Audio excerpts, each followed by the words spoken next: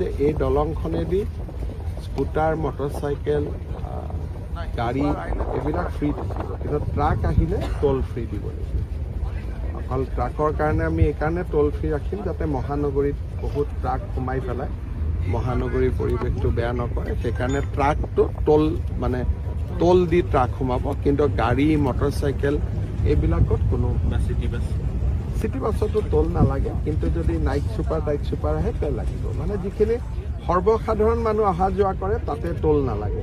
কিন্তু ট্ৰাক বা night super নহ'লে গুৱাহাটীখন ৰাতি বহুত ভিৰ হৈ যাব মানুহে হাইৱে দি নগৈ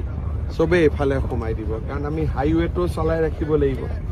গতিকে সকলোৱে ভাবিব যে এইফালে ওলাই যাওঁ সেইকাৰণে পাণবজাৰ ফাঁচী বজাৰ নতুন এটা যানজঁট হ'ব সেইকাৰণে ট্ৰাক বা নাইট ছুপাৰ এইবিলাকৰ ক্ষেত্ৰত আমাৰ টোল থাকিব কিন্তু বা আমাৰ নৰ্মেল বাছে হওক বা আমাৰ 4চকীয়া বাহন 2চকীয়া বাহন এইবিলাক বিনামূলীয়া এতিয়ালৈকে ঠিক কৰা নাই কিন্তু আমাৰ উদ্দেশ্যটো হ'ল তেওঁলোক যাতে নাহে আমি বস্তুটো অহাটো বন্ধ কৰিব খুজিছোঁ এনেই নহ'লে কি হ'ব গোটেই